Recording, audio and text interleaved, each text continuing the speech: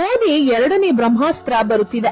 ಸಂವಿಧಾನದಲ್ಲಿರುವ article 30A ಅನ್ನು ತೆಗೆದುಹಾಕಲು ಮೋದಿ ಮತ್ತು ಅಮಿತ್ ಶಾ ಮುಂದಾಗಿದ್ದಾರೆ. ಅಸಲಿಗೆ ಏನಿದು ಆರ್ಟಿಕಲ್ 30A? ಪ್ರತಿಯೊಬ್ಬ ಹಿಂದೂಗಳು ಇದರ ಬಗ್ಗೆ ತಿಳಿದುಕೊಳ್ಳೋದು ಯಾಕೆ ಪ್ರಮುಖವಾಗುತ್ತದೆ? ಹೇಗೆ ಹಿಂದೂಗಳನ್ನು ಯಾಮಾರಿಸಿ ನೆಹರೂರವರು ಕ್ರಿಶ್ಚಿಯನ್ ಮತ್ತು ಇಸ್ಲಾಂ ಧರ್ಮಗಳಿಗೆ ಉಪಯೋಗವಾಗುವ ಹಾಗೆ ಈ ಆರ್ಟಿಕಲ್ 30 ತಂದಿದ್ದರು ತಿಳಿದರೆ ನೀವು ಜೀವನದಲ್ಲಿ ಕಾಂಗ್ರೆಸ್ಗೆ ವೋಟ್ ಹಾಕೋದೇ ಇಲ್ಲ. ಆ ಸಂಪೂರ್ಣ ವಿವರವನ್ನು ಈ ವಿಡಿಯೋದಲ್ಲಿ ನಾವು ನಿಮಗೆ ತಿಳಿಸಿಕೊಡ್ತೀವಿ. ಅದಕ್ಕೂ ಮುನ್ನ ಮತ್ತೊಮ್ಮೆ ನರೇಂದ್ರ ಮೋದಿ ಅವರೇ ದೇಶದ ಪ್ರಧಾನಿಯಾಗಬೇಕು ಅಂತ ನಿಮಗೂ ಕೂಡ ಅನ್ಸಿದ್ರೆ ಈ ವಿಡಿಯೋವನ್ನ ತಪ್ಪದೆ ಲೈಕ್ ಮಾಡಿ ಸ್ನೇಹಿತರೆ. ಇನ್ನು ಸಂವಿಧಾನದಲ್ಲಿ ಈ ಆರ್ಟಿಕಲ್ 30A ಅನ್ನು ಬಾಬಾ ಸಾಹೇಬ್ ಅಂಬೇಡ್ಕರ್ ಬರೆದ ಸಂವಿಧಾನದಲ್ಲಿ ಇರಲಿಲ್ಲ.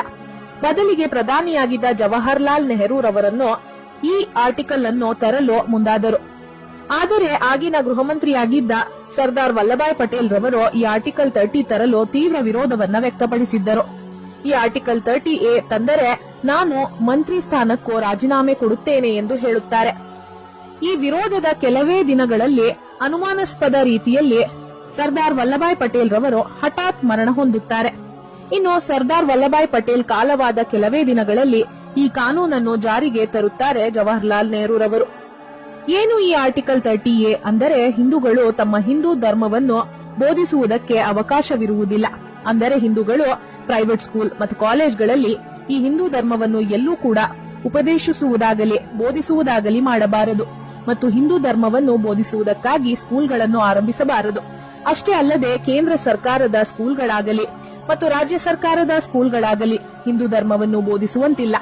ಅಷ್ಟೇ ಅಲ್ಲದೆ ಈ ಆರ್ಟಿಕಲ್ 30A ನಲ್ಲಿ ಮುಸ್ಲಿಮರು, ಕ್ರೈಸ್ತರು, ಸಿಖ್ಖರು ತಮ್ಮ ಧರ್ಮವನ್ನು ಬೋಧಿಸುವುದಕ್ಕಾಗಿ ಸ್ಕೂಲ್ಗಳನ್ನು ಆರಂಭಿಸಬಹುದು. ಹೌದು ಸ್ನೇಹಿತರೆ, ನೀವು ಕೇಳ್ತಿರೋದು ನಿಜ. ಇಸ್ಲಾಂ ಧರ್ಮವನ್ನು ಬೋಧಿಸುವುದಕ್ಕೆ ಮುಸ್ಲಿಮರು ಮದರಾಸಗಳನ್ನು ತೆರೆಯಬಹುದು ಮತ್ತು ಕ್ರಿಶ್ಚಿಯನರು ತಮ್ಮ ಕ್ರೈಸ್ತ ಮತವನ್ನು ಹೇಳಿಕೊಡಲು ಅವರು ಕೂಡ ಸ್ಕೂಲ್ಗಳನ್ನು ತೆರೆಯಬಹುದು.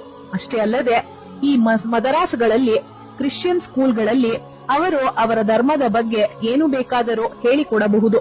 ಇದಕ್ಕಾಗಿ ಅವರಿಗೆ ಪೂರ್ತಿ ಹಕ್ಕು ಮತ್ತು ಅಧಿಕಾರವಿರುತ್ತದೆ. ಆದರೆ ಇಲ್ಲಿಯವರೆಗೂ ಕೂಡ ಭಗವದ್ಗೀತೆಯನ್ನೇ ಆಗಲಿ ರಾಮಾಯಣವನ್ನೇ ಆಗಲಿ ಹೇಳಿಕೊಡಲು ಹಿಂದೂಗಳು ಪ್ರತ್ಯೇಕ ಸ್ಕೂಲ್ಗಳನ್ನು ತೆರೆಯುವಂತಿಲ್ಲ. ಆಶ್ಚರ್ಯಕರ ಸಂಗತಿ ಏನೆಂದರೆ ಹಿಂದೂಗಳು ಮತ್ತು ಹಿಂದೂ ದೇವಾಲಯಗಳ ಹುಂಡಿಗಳಲ್ಲಿ ಹಾಕುವ ಹಣವು ಮುಜರಾಯಿ ಇಲಾಖೆಗೆ ಹೋಗುತ್ತದೆ, ಅಂದರೆ ರಾಜ್ಯ ಸರ್ಕಾರಕ್ಕೆ ಹೋಗುತ್ತದೆ. ಈ ಹಣವನ್ನು ರಾಜ್ಯ ಸರ್ಕಾರವು ಮಸೀದಿಗಳು, ಚರ್ಚ್ಗಳ ಉದ್ಧಾರಕ್ಕಾಗಿ ಬಳಸುತ್ತಾರೆ. ಆದರೆ ಮಸೀದಿಗಳು, ಚರ್ಚ್ಗಳಿಗೆ ಬರುವ ದಾನದ ಹಣವನ್ನು ಸರ್ಕಾರ ಮುಟ್ಟುವುದೇ ಇಲ್ಲ. ಈ ಕಾನೂನು 30A ಆರ್ಟಿಕಲ್ ಅನ್ನು ಹಿಂದೂಗಳ ಮೇಲೆ ಉದ್ದೇಶಪೂರ್ವಕವಾಗಿ ಅಂದಿನ ಪ್ರಧಾನಿಯಾಗಿದ್ದ ನೆಹರೂರವರು ತಂದಿದ್ದರು. ಇದನ್ನು ತೆಗೆದುಹಾಕುವ ಧೈರ್ಯ ಮತ್ತು ಗುಂಡಿಗೆ ಇಲ್ಲಿಯವರೆಗೂ ಕೂಡ ಯಾವ ಪ್ರಧಾನಿಗೂ ಇರಲಿಲ್ಲ.